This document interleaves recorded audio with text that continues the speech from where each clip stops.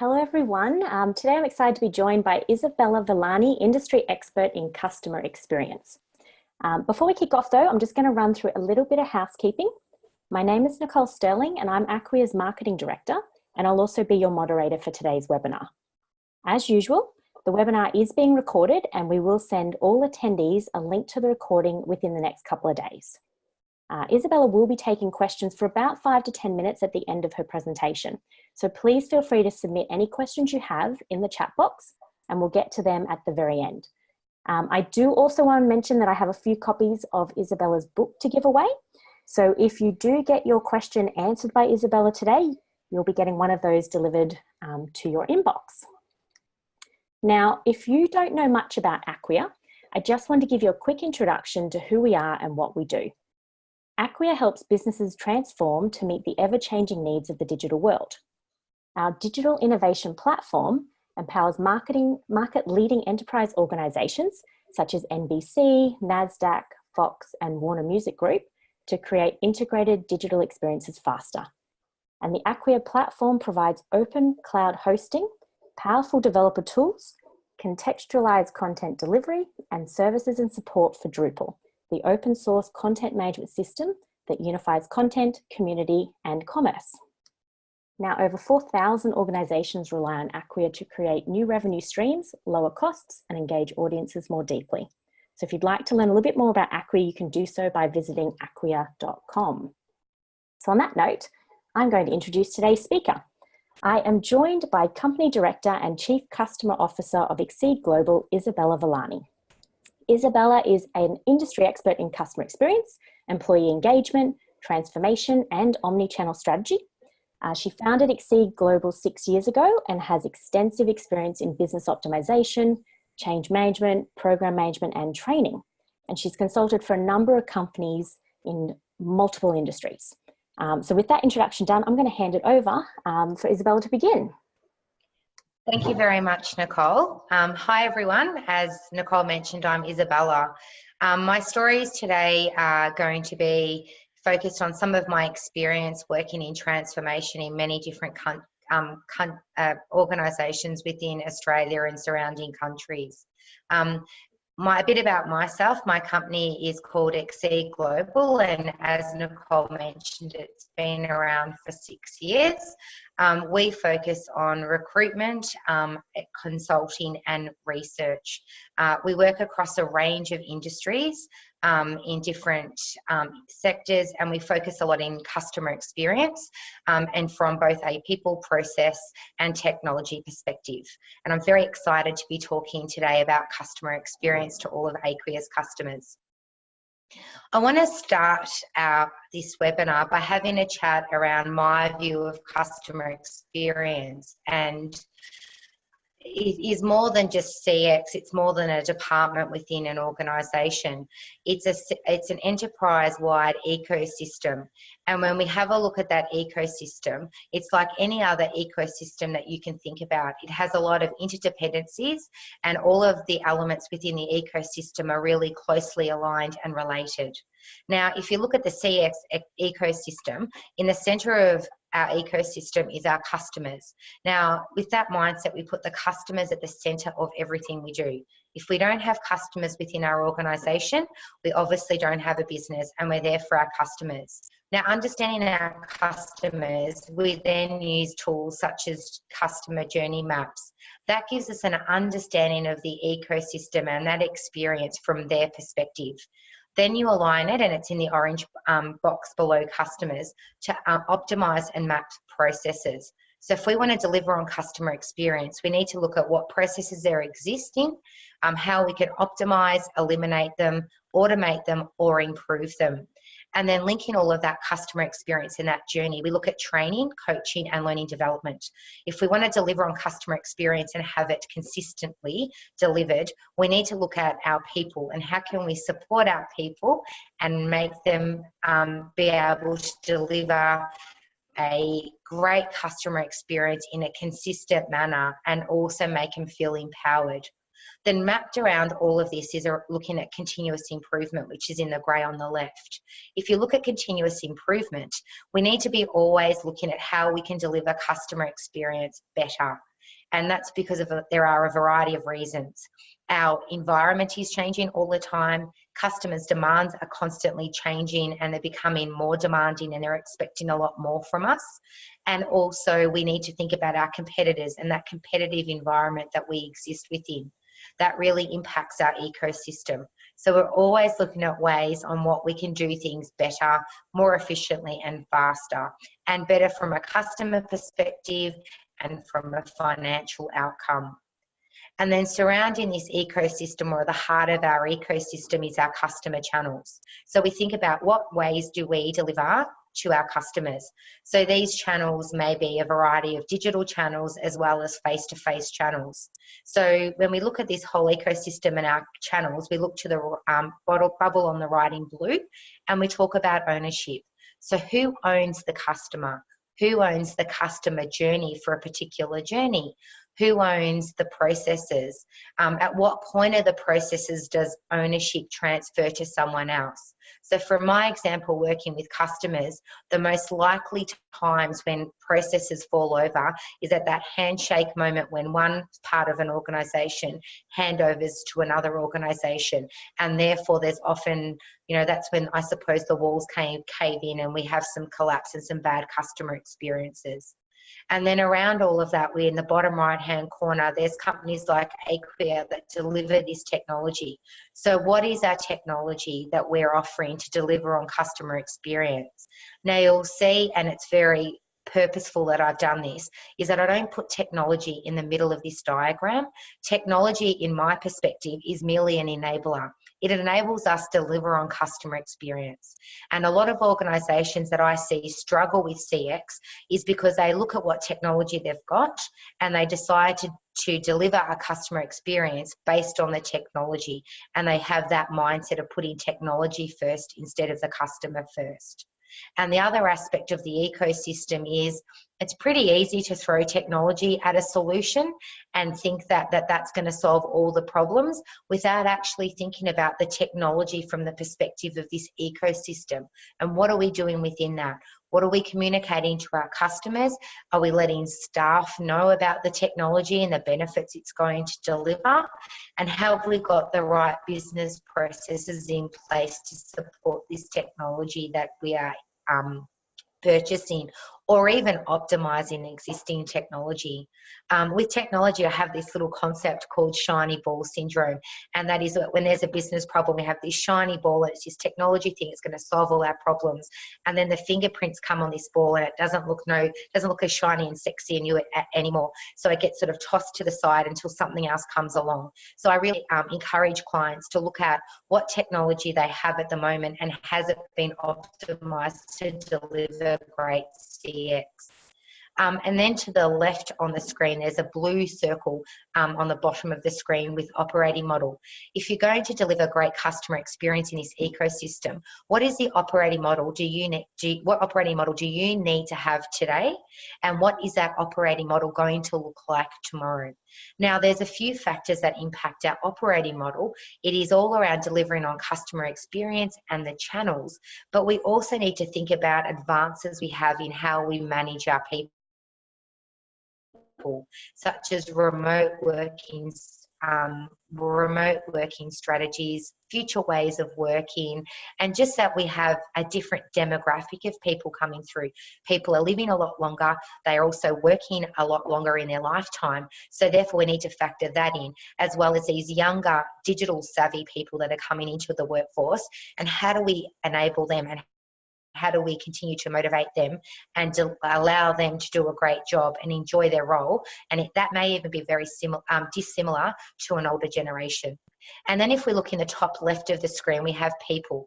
Now, EX is employee experience. Now, I am a firm believer, and there's statistics to prove this, and it's in my book.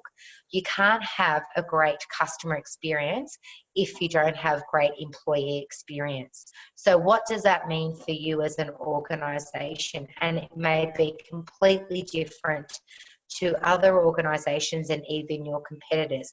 But how do you look at obtaining, attracting and retaining the right talent? Because our business is nothing without our people. And then if we look around this whole ecosystem, we have customer feedback. Now, I'll talk a little bit about metrics later, but feedback is really important. But from my perspective, we ask customers feedback all the time, and you'll get feedback from people who are really happy or really dissatisfied. So therefore, our feedback is being skewed a lot more, and it's also being skewed by how we're actually collecting the data. And I'll talk about a voice of the customer program shortly. But aligned with this feedback, what reporting do we have in the business? What reporting is available in our ecosystem that comes out of this, that gives us some of the indicators, both lead and lag indicators, on what's going on with our customers and their experience. Also, what dashboards do you want to have in your business that can actually go, hey, here's a red flag that something's going on, and this is the dashboard that we've prepared. And all of this leads into actionable insights, and that is, what are we doing to constantly improve this ecosystem and monitor it? Now, I spoke a little bit about customer expectations. No, our customer expectations, they're changing all the time. But if I think about it, there are 10 key areas that I think that matter to most customers. And we have to remember that our customers, and we might say, oh, we're government and our customers are very different because they're government. These same customers that are dealing with government are shopping in retail, are banking with banking and financial services organisations. So pretty much we're dealing with the same people and the same demographics. Therefore, they have very, very similar expectations.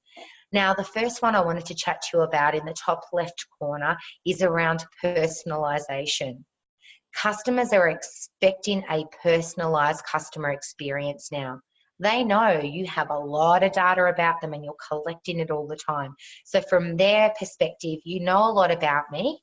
Therefore, deliver me that personalised customer experience and acknowledge the fact that you know who I am, what I do, what are my behaviours, what products I may or may not have with your organisation, and deliver me a personalised customer experience. Then also we have a look on the other side in the dark blue in regards to consistency. They want a consistent customer experience, whether they interact with your organisation via a digital channel or over the phone or a face-to-face channel. They really, really expect and strive for having a consistent customer experience. So from their perspective, they don't understand the silos and the different areas of your organisation. Your organisation, your brand is represented by your entire organisation. So they expect it to be consistent despite the channel that they're interacting with you. The other thing is around in the green on the left is mobility. Now, mobility is very interesting. When we talk about mobility, people automatically go to mobile devices, and that's very true. We have a lot of our customers now, and many people around the world having mobile devices. And if you think about it yourself as a customer, how often do you search online on your iPhone or your handheld phone in comparison to your laptop? I know personally I do a lot of surfing on my mobile device. But the other aspect of that is I'm mobile. So if I'm going to interact with you, I'm probably going to do it while I'm walking, driving, shopping, at work, doing something else. So when we think about mobility, just because you're telling your customers things or you're providing information via that mobile application or over the phone on that mobile device, it doesn't absolutely mean that you've got 100% of their undivided attention. So unfortunately, it's not all about you.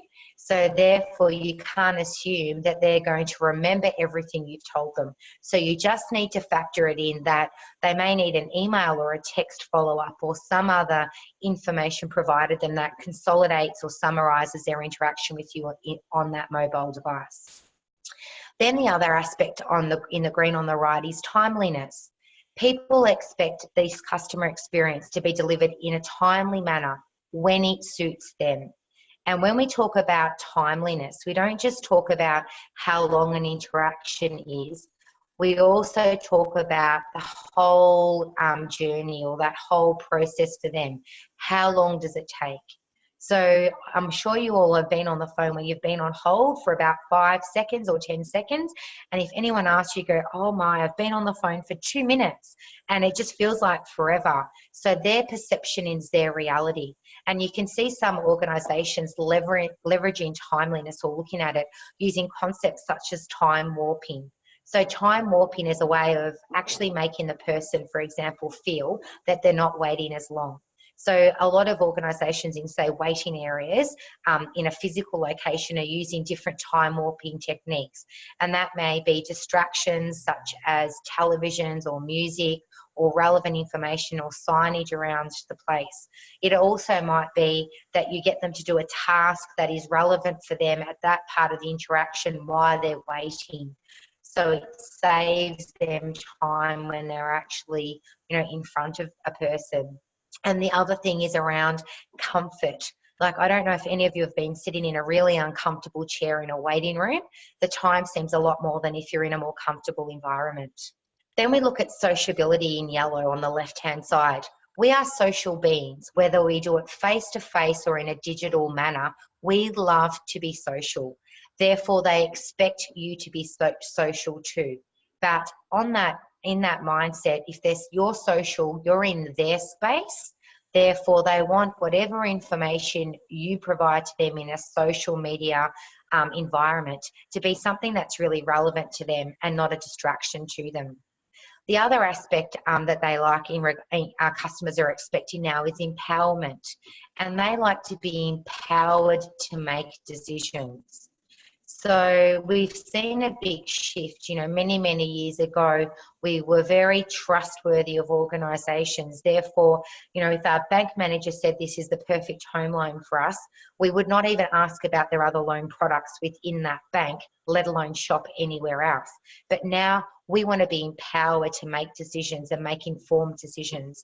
And also part of that empowerment is to interact with organisations in the channel of their choice, not the organisation's choice. So it's all about empowerment. Then we have a look at self-care.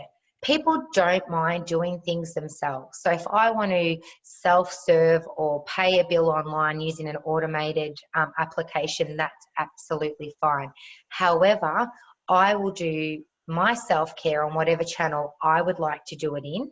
And if I need help, I want to know that I can speak or interact with a human to help me finish whatever I've started. So self-care might be completing the whole interaction independently, or doing some of the interaction on their own and then getting assistance or help, or just collecting information on their own, and then they may think about it and come back later. Then we look at empathy. People expect organisations to be empathetic. Now, we are human beings, and we need to think about, why is this customer contacting us? And therefore, how empathetic do we need to be? So, for example, if you look at gas and electricity and someone wanting to disconnect, there could be several reasons that person may be calling to disconnect. They may be calling to disconnect because they're moving house and they want to connect to the next location. Therefore, you're likely to then keep the customer, retain the customer, but just at a different location. But they may be calling because it's a couple and the couple have decided to make their relationship more serious and come together as one. So you have a 50% chance of retaining that customer, and it's quite positive as to why they're actually leaving your organisation, because in their world they've got something exciting going on. In comparison to someone who has passed away and a family member is calling to actually communicate to the organisation that the person, for example, has passed away or is unwell and is moving into a nursing home, therefore can no longer live in that residence. So we just have to remember to be empathetic at all times. And we are not robots, and we need to think about that, particularly over the phone when we have all these scripting for staff. Go, if this is what they're calling for, this is the script we need to be following. We just need to be mindful around that. And then in the bottom corner in red, we have ease. If you make it easy for organisations, if you make it easy for a customer to do business with you, they're more likely to stay. So customers just want it easy for them. Very much around information, empowerment, ease, fast. Now, in the bottom corner, and this is the last one, it's around complaints or feedback management. If someone is complaining, it is a perfect opportunity to make that experience fabulous and turn around that bad experience. But the other thing is, as far as I'm concerned, complaint is feedback and it is a gift. So if they're bothering to complain to you, they're dissatisfied, they want action, and they also want to know that their feedback has been valued and they're actually helping you improve customer experience for them as well as others. Now, we talk about delivering a great customer experience and we focus on digital, but I actually view customer experience from an omni-channel perspective. And I define omni-channel as an innovative, consistent and seamless customer experience across multiple customer contact channels and touch points. That is a massive mouthful, but I get through it. But what we look at for customers is actually how can we provide that consistent customer experience across all of the channels that we offer customers. So if we want to do that, we need to think about providing an on-target, consistent and easy customer experience. So part of doing that, we need to think about customer expectations that I've just spoken about. They believe, though, particularly to digital, that they're expecting things to be current, to be up to date, that you have the latest technology, that they have the latest offerings online. They're less forgiving about historic ways of doing business in digital than they are in other contact channels. And also digital has this perception with customers about being faster and always on. The other thing we talk about is it being a minimal viable experience, not product. Customer experience is all about that person's interaction with an organisation. From an internal view, we call it a minimum viable product. So if we're delivering in digital, it's a product and we're delivering this product. But from a customer's perspective, they believe it's an experience. So therefore, you may only get one chance at getting it right. The other thing is they expect the same information and answer on every channel, and even within a channel. So if they're having a chat session with an agent or a bot, they're expecting the information to be exactly the same as if they were reading the information on the website as well. The other thing is you cannot control some messaging about your organisation. So what I mean by that is there are blogs, there are forums, there are review sites. So in this particular digital space, your brand is out there, but you may have no control what people are saying about you. So the way you need to manage that is to be very responsive and very fast. So if you think about a social media post, it gets most of its attention in about 2 hours. Within 2 hours of that post being, they've clicked enter into that post. Therefore, if you're not managing that within the first couple of hours, your brand could be going one way or the other, and it's completely out of your control. The other thing is around customer experience is knowledge and content management matter.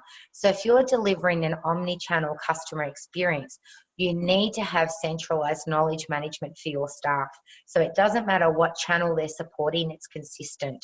And products such as Acquia's products in regards to content management, that the same information is being displayed and is available consistently across the different channels.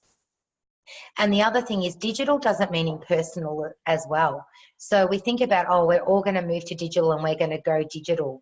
But from my perspective, it isn't about it being an impersonal channel. You still have plenty of opportunity to provide that personalised customer experience. And what I mean by that is, we think about we're going to put a form on digital. It's fabulous, the form's digital. Well, wouldn't it be much better rather than just allowing them to populate the form via an online form, that the form is pre-populated, leveraging customer data that you already have about that customer, and they just need to fill in the gaps. And that then links to timeliness, personalisation and ease. You've made it really easy for them to do business. Now, digital as well, when we talk about with our customers about interacting in a digital channel, we need to think about it's not only not in your control, but it's not always your dance space. So if you think about social media, people go onto social media or, they use it as a channel to interact. It's their time. It's their time to chill out, take a brain break, interact with friends, maybe even procrastinate. Therefore, if you're going to be pushing information on social media, you've invaded their dance space or their territory. So you've got to be mindful that you keep it really relevant to them, and you also balance it out into what they would want to know about your organisation rather than what product or service you want to push in that channel. So a way to deliver this omni-channel, beautiful, seamless, consistent customer experience, one of the ways to do it is to think about human-centered design. So I've just got an image here around, you know, we talk about mapping customer journeys. Now, from a customer's perspective, the journey could be simple. They want to buy a pair of shoes. It's a couple of steps. They do it. They get their credit card and ta-da, the shoes get delivered. Whereas in reality, there might be a few different things that may be happening that they may factor in or not factor in. And the other thing is, you may not even realize that, but in that example, part of their journey might be shopping around on different online sites before they even buy from you. So to create that true omni-channel customer experience, using these principles and tools such as persona and journey mapping is really important to drive human-centered design. Now, I'm going to talk about personas and journey mapping in a little bit more detail. So if you think about customer personas, basically the most simple way to put a persona is a customer persona can bring your customer segment to life. So it lets you understand what are the key drivers of this customer, what is their world look like, who are they, what are they doing. So one persona is generally used to define a particular market segment within your organisation, and you can use that then in many different ways to look at that customer experience, that journey, and then internally to actually implement that differentiated personalised customer experience. They also may represent your different customer groups, or they may be different compared to your products within your organisation. But what I would say is, if you're working at a larger scale in an organisation, probably about 6 to 8 personas are enough to start with. And if you at least start with 1 or 2 or 3 and build up as you need them, you can get a really good idea of who are your customer personas or your segments. And then you can develop customer journey maps for these personas that you develop. So if we look at customer journey mapping, it is a tool that enables an organisation to understand how your stakeholders interact with it. And it looks at the whole interaction from end to end as a whole. So we might break it up into different stages and then into different steps, but we'll look at the whole interaction. So it might be shopping for a pair of shoes, or selecting a gas and electricity retailer. So we look at it from the customer's perspective. You may also look at reviewing existing interactions within your organisation, but also defining new ones. And I can give you an example with this. We had an organisation that was developing a new service, and they were going to market. And what they did is they actually looked at mapping the different customer journeys that they would have to basically onboard or get the person to sign up and then start using their product and service.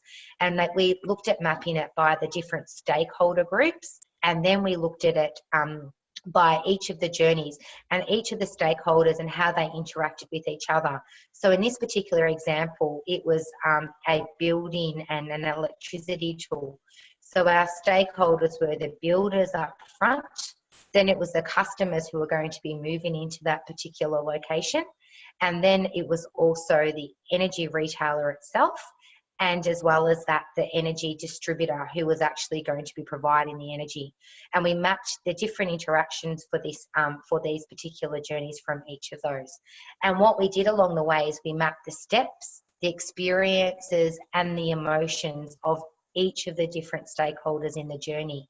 We identified pain points and points where things were a bit sticky, and opportunities where we could improve the customer experience.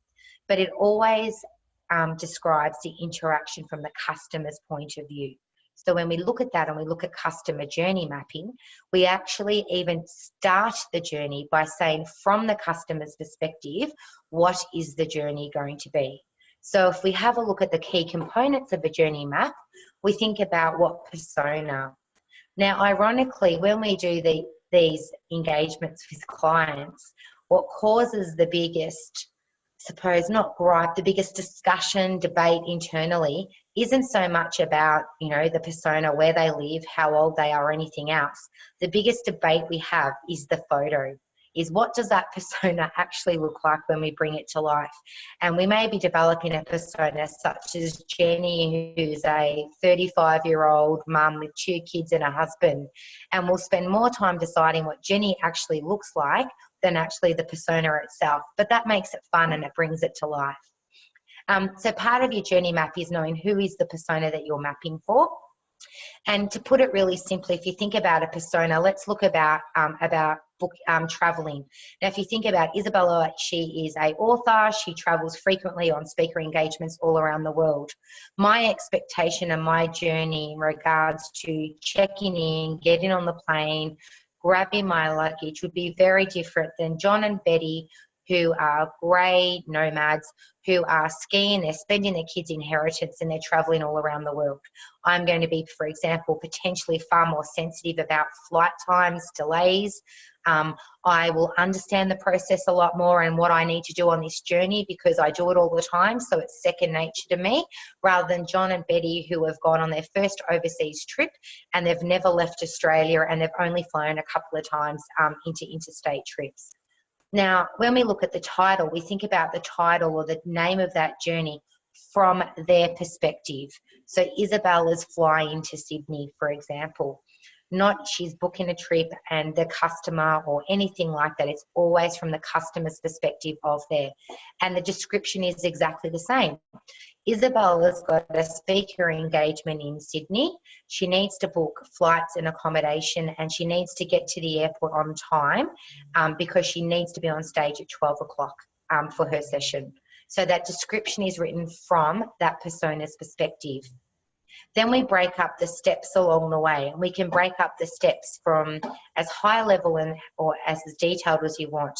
It all depends on what you're trying to deliver with this journey, who is your audience, and what are you trying to communicate and improve. Then we look at customer sentiments and emotions. This is probably one of my favorite and one of my key things around customer journey mapping, and that is their sentiment or their emotion. So if you think about a spectrum or a scale, we have moments of truth. They are when the customer's really happy or really, really sad or annoyed. Our moments of truth are when you can make or break the relationship with the customer. They're really important to mapping your journey because they're the things you really, really need to focus on. And then you can have points of pain and points of delight. So we have our neutral area in the middle, then we have our points of delight and our positive moments of truth, and then at the other end, our pain points and our negative moments of truth. And they're the things that know that, you know, what grates on us, what annoys us too, what will make us walk away and leave. And therefore, we can focus on improving the journey at those particular points for our personas or our customer segments. We look at touch points and transitions. So do I go online? Am I face-to-face in an airport at a counter? What are we looking around in regards to your different touch points? And how do we transition? So, for example, a transition is when you move from one channel to the other, putting it simply. But as I mentioned earlier, when you move from one channel to another or one department to another, that's typically when the wheels fall off and you need to pay particular attention. Then you think about the metrics, and we're in yellow now on the bottom right corner. What do we want to measure in regards to this journey? How do we know that this is successful for the customer? How do we know that we're delivering the best possible customer experience? Or how can we measure things that we can monitor so as we improve, we make sure we're focusing on the right things and it's making the right changes in the business and those metrics are looking better. And then the other thing around a journey is timeline, measuring how long it takes at each step and the whole interaction and actually measuring that in the timeline. Once you've got your personas and your customer journey maps, you can really use it to transform customer experience. You map out these stages and steps and of this customer experience over time. Therefore, you understand your interaction with the customer from their perspective. What is their perception of your brand and your organisation from that perspective for that interaction? The other thing around that is as well is we always want to wow customers, but sometimes customers for a particular journey don't want to be wowed. They just want it to work and be seamless, consistent, easy. Or the other thing we talk about with customer experience is sometimes the best customer experience is nothing at all, that everything just happens behind the scenes and there's no reason for you to contact them. The other thing around customer experience, customer journey mapping and personas is that it allows you to look at your touch points, and it makes you think about what are your inconsistencies in your customer experience across these different channels and touch points from the customer's perspective. Are they transitioning to a different channel or touch point because they're choosing to? Or are they doing it because it's too hard in that channel and they can't? Or you don't offer it in that channel, therefore they have no choice but to have to move to something else. You can also use it as a research tool to go, we're going to map our journey, and this is the current state and this is the future state. So today our customers are experiencing this, and tomorrow this is what they're going to be experiencing, and then this is what we're going to do to get to where we need to be tomorrow. So it allows us to look at what we need to focus on to deliver great. So if we're going from good to great, what is good now and what does great look like tomorrow? And that also lets us go, if we live in an ideal world, a euphoric state, what is that future going to look like? And if it is going to be fabulous from the customer's perspective, how can we deliver as close to that euphoric state for our customers? And allows everyone to get on the same page and know to deliver on customer experience, we're doing these different change initiatives because this is the end game and this is the customer experience we want to deliver. Because right now, if you look at the customer journey, it kind of looks like this. The other thing is it allows you to prioritize performance improvement initiatives. So using metrics in your moments of truth, in your pain points, you can start looking at what isn't going very well for that customer segment or for that customer journey. How can we improve it? And also don't forget the areas that are doing well and that you're doing a great job. If you're delivering great CX in some areas or with some particular different segments or processes or journeys, how can you leverage those learnings to look at customer experience and those improvements across other journeys and channels and touch points? Now, if you think about human-centered design, the benefits is it assists an organisation to better understand their customers, the different personas and the customer segments, and how they transition between different touch points. It really encourages the organisation to put themselves in the customer's shoes and develop that emotional connection, that understanding of a customer and what motivates them. It also promotes alignment and collaboration. So I actually see there's two key points of customer journey mapping. One of the great benefits of journey mapping is actually understanding the journey today and possibly the journey tomorrow. But the other thing is the collaborative approach in which you would conduct a journey mapping exercise allows all the different areas of the organisation to come together to provide input and to understand that customer experience from the customer's perspective, not that silo bit. And my role is this, but to understand this is my role in customer experience, but this is the overall experience, and this is why it's so important for me to do my job so well, or for our technology to work, or our marketing to be great. It actually also establishes an understanding of your customer's perception of your brand in each channel or touch point. It also provides the insights into sentiment along each steps of the journey. So what are they saying about you? What are they thinking about you? What are they doing? Are they looking at leaving? A moment of truth if they're going to be making or breaking. How can you quickly recover that relationship? You can even then look at churn data, for example, at that point of the journey and look at what you're doing. So the way around measuring this and making sure that your ecosystem is working is to develop a voice of the customer program. Now, it is a combination of both qualitative and quantitative data, but it gives you an understanding of customer experience and what is great CX for your organisation and how are you going to measure it, but also understand their point of view. Now, what I find with organisations is lots of them monitor. How many times have you been asked, on a scale from 0 to 10, how likely are you to recommend us to your family or friends? So we're all monitoring it, whether we've got feedback programs or we've got IT systems that show you completion rates, partial completion rates, site visits, click-throughs, all of that. and we collect all this data and we analyze all this information. But what I think is so important about a Voice of the Customer program is you use it to make informed decisions, and then you can then take actions to actually improve customer experience. Now, if you look at metrics and how can we use it all, there are metrics, and we measure data, we measure customer experience, we have technology measures, we measure people and performance. What is our attrition rates like? Because typically speaking, if things aren't going great from a customer perspective, because of the link with the employee experience, your attrition rates might be higher, or your unplanned absences might be higher. So what are all these metrics in your organisation can give you an understanding of your ecosystem? And then based on those metrics, what is it telling you? So what have you got? What is it telling you about your business? What feedback are you getting from your customers? And also, what is their overall satisfaction with your brand? So if we think about customer experience, and I know a lot of marketers and people in different areas, they want to, segment a customer experience. So how was your interaction with this person over the phone today? It is very, very hard for a human being to go, right, my experience was 10 out of 10. When they're calling because something has gone wrong, they couldn't find a phone number, they've been on hold for a very, very long time, and the person has been able to help them but hasn't had access to systems or the right information or even the interactions that person's had in other channels. So you've made it really hard for them to do their job well. And then you've asked them to provide feedback on that particular staff member's ability or skill or interaction. So it's very, very hard. So if we really want to have an understanding of customer experience, we need to be looking at all aspects of it. We need to be thinking at it from a transactional basis, from an inquiry basis, from a particular journey to get something done from start to finish.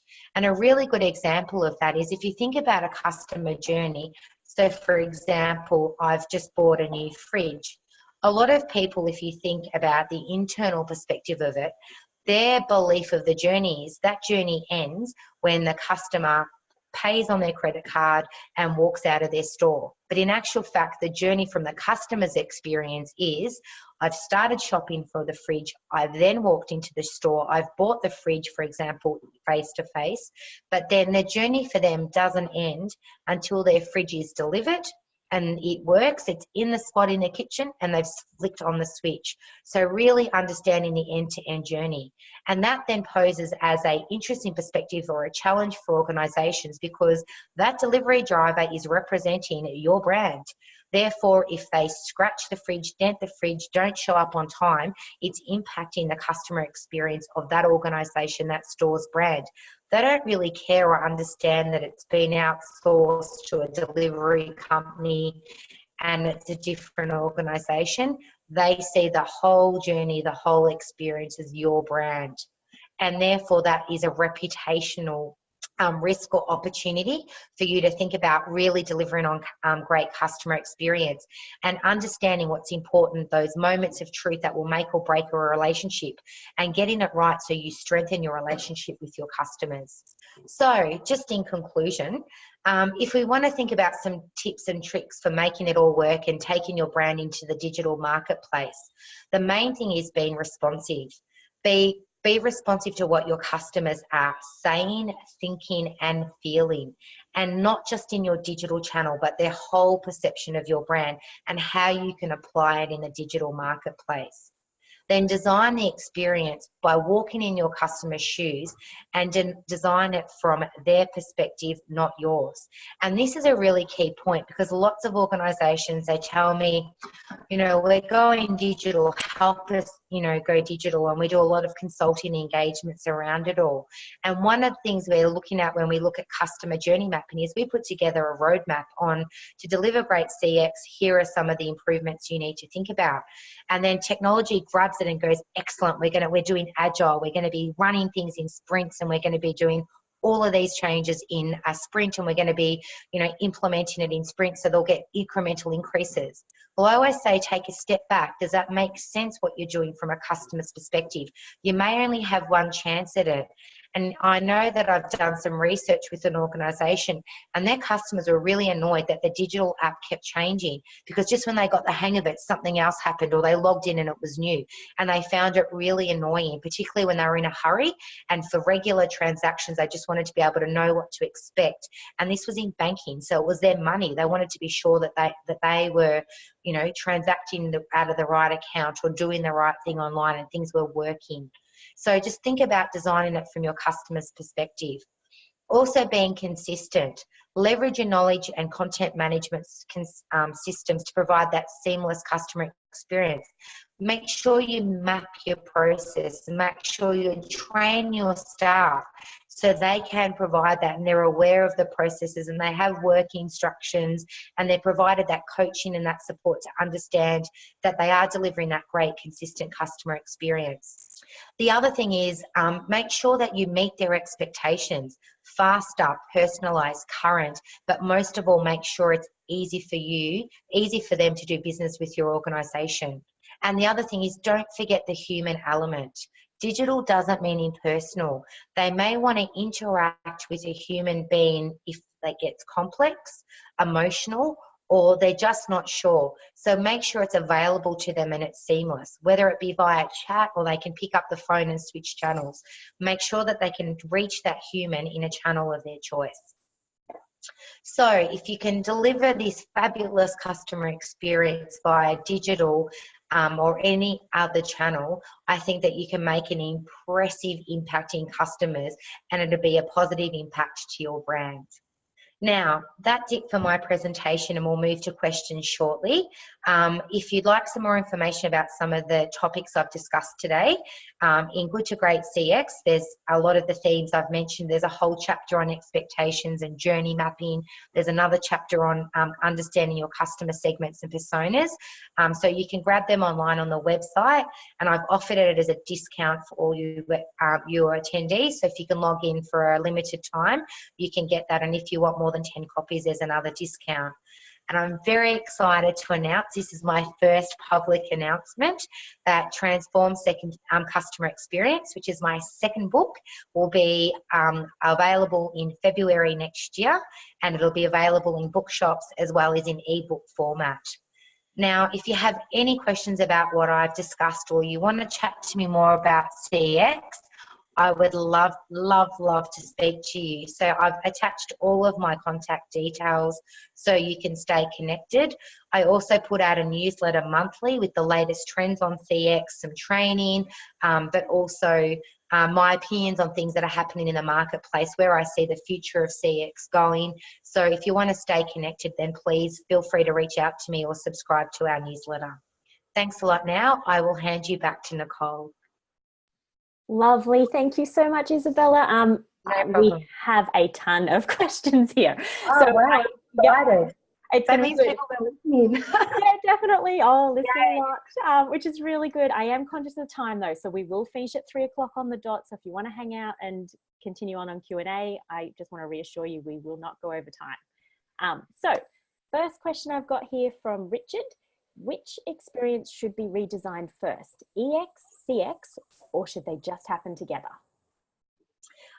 Okay, great question, Richard. From an experience, if you're actually looking at improving customer experience, if you're going to be doing it well, employee experience comes along the way. So I don't actually, in my mind, see them as two separate experiences, I suppose. I think when you're improving customer experience, you'll be focusing on the people, the process, and the technology along a journey or within CX. So it's crucial to be doing them together. Take your staff on the journey. I believe in creating that CX culture. You can't just impose change on your people. It won't work. You need to take them on that journey. You need to hear them, listen to them, get them involved earlier on. And that all links then to EX. So I see them really closely aligned. So I hope that answers your question, Richard, and thanks for asking. Perfect, thank you. So I've got another one with a similar flavour. This one's from Kirsten. How do you begin to educate employees so that they understand who the customers are? Kirsten said she's getting a lot of pushback from their staff who are very literal about who the customers are.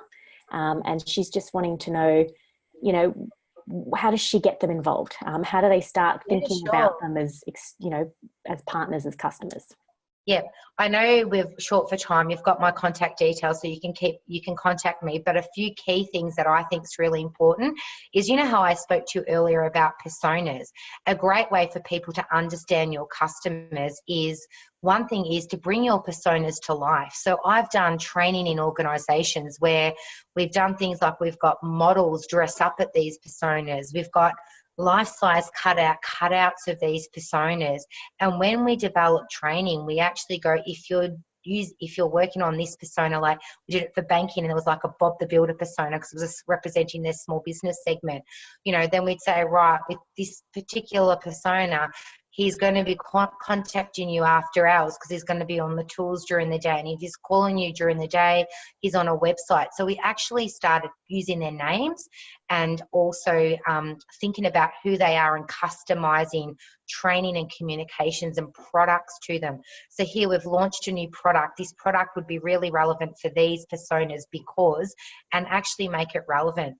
The other thing we did is, or a few other ideas I have is, to make your personas come to life, you can do some pretty savvy things like have different hats in meeting rooms and go, right, this is the hat of this persona or this persona, and then everyone gets to wear a different hat in the meeting. So they start to think about what they're talking about from their customer's perspective. Or you can have talking sticks with like a face of that persona, and they actually then go, I'm speaking on behalf of this persona, and they're all laid out on the table. So they actually start thinking about their experience or journey or what they're doing from that perspective. Another thing that works well is in a meeting room is to have a circle sort of like on a table and go in front of the table and going, congratulations, you're in the seat of the customer. So in this meeting, you're going to be representing your views and the views of our customers. So actually think about how you can start implementing and starting to make them think about things from a customer perspective. And just finally, quickly think about your metrics. So how can you, rather than measuring a performance or an outcome, measure something happening well from a customer's perspective? So yeah, happy to chat to you offline about that, but I hope there are a few, useful tips there. Perfect, thank you. I've got another one from Pierce. He's asked, so you mentioned lead and lag indicators for customer experience. Can you give a couple examples of those? And he also says, thanks, great talk. Oh, thank you. You're beautiful. Yeah, sure. No worries. If you think about lead indicators will tell you what is happening. So a really good lead indicator, for example, is ease. If it's easy, then that's a lead indicator to tell you're going to have a great outcome or a great customer experience. A lag indicator, and a perfect example of that is NPS. NPS is after the fact, yeah? So it's a lag indicator. The thing has already happened. So if you want to look at a lag indicators are good and they have a role, don't get me wrong, but a lead indicator is, how can I change things on the fly? How do I know what's going on straight away? So, and a lead indicator might end up being, for example, wait times. You know that if there's going to be a long wait time, they're going to be dissatisfied customers. So you need to think about what a lead and lag indicator is specific to your organisation. In my new book, Transform Customer Experience, I've got a whole section on lead and lag indicators, and I've also got some sample, metrics that you would look at using for customer experience. Perfect. So I hope that helps. Now I've got one here from Steve. What is the best type of research to conduct to accurately understand your customers' pain points whilst you're mapping out that customer journey? Okay, research, I would say you could do a combined quantitative and qualitative research exercise. What I would be looking at doing is using a combination. So when I map customer journeys, I ask for some information such as operational data. I also ask for any sort of customer feedback, complaints data, any CSAT surveys they've got. So I'll look at a combination of data points, I suppose, to actually look at the customer experience and look at those pain points or those moments of truth. If the client doesn't have them, then I recommend we look at ways of collecting that data. So even if it has to be tick sheets in a call center because there's no other way for us to collect it, you really want to look at getting some quantitative and quality data, because that'll help you when you're looking at customer journeys and you're going to the board or your executive, hey, can I have $3 million to do something? Then you can turn around and go, and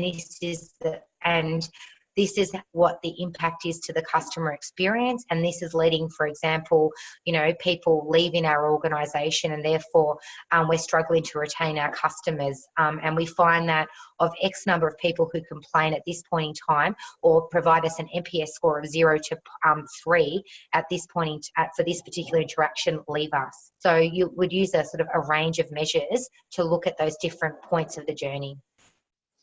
Brilliant. So hopefully that's handy. I've got one here from Anton. Is there one particular thing, have you seen a pattern or a trend that companies get wrong when it comes to trying to become more digital with their customer experience? Is there something that leaps out that he should be aware of? Yes. Anton, they forget the other channels. They forget the whole, the customer interacts with us with multiple channels, and they're so focused on delivering in digital, maybe like task focused activities, they forget about the whole customer experience. And also some people don't want to interact with you on digital, so you sort of force them to go along that path. And generally speaking too, Anton, if someone's, for example, shopping around, they will typically shop on 3 to 5 different channels before they buy. So the biggest mistake I find organisations make is they throw all their effort and thoughts about digital and not think about the people internally that need to support digital and support the channels as well as the other channels themselves. So therefore they lose that consistent experience for customers across all of the different channels and touch points. Perfect. All right, so Travis here has asked about what your view is on the increased use of artificial intelligence tools such as chatbots as part of the customer experiences, the challenges, impacts and advantages. And he did also want to say, great session, by the way. Thank you very much, and you know your stuff. Oh, thank you, Travis. That's beautiful feedback. Feedback is a gift, so I'm accepting it with love. Thank you. In regards to artificial intelligence, I do think it has a huge part to play in customer experience. I think we should be using artificial intelligence to make us smarter, make organisations smarter in how they do business with organisations, with their customers. However, with AI, it's really around, I think the great opportunity with AI is to make it disappear, like make that customer experience so easy. 5 steps into 2. That's where I see AI can have a significant benefit. But the other thing is we still need to remember we're dealing with humans. So therefore, we need to remember that empathetic element or understand people's emotions. So artificial intelligence will be useful for many things, but if it's a sensitive topic or a sensitive interaction or a risky situation for someone where they may want to speak to a human being, we still need to offer that. But I in my book, I've written up in the new book, Transform CX, got a whole chapter on AI, robotic process automation, chat box, droids in shops, everything. I think it's amazing. Connect like AI with the Internet of Things is going to just completely transform customer experience in a positive way. Perfect, thank you. I hope that helps, Travis. I am going to have to call an end to the Q&A because I'm conscious I promised that we would wrap up at 3 p.m. There are still a few questions there, so the unanswered ones I'm going to pass along to Isabella to respond back to you one-to-one. I hope that's okay. No worries. I would love to reach out to you all, so I'm happy. Send through your questions, no problem. Perfect. Awesome. So I'm going to do that, and I will just remind everyone, we have recorded the webinar today. I will be getting it out to your inboxes as soon as we do a quality check. I want to make sure the audio is perfect. And I just want to thank everyone, and thank you, Isabella, so much. Today was brilliant. I really appreciate your time. Thank you. I've had lots of fun, and thank you, Nicole. I've loved working with Acquia. It's been great. Thank you very much. Have a great day, everyone. No worries. See you every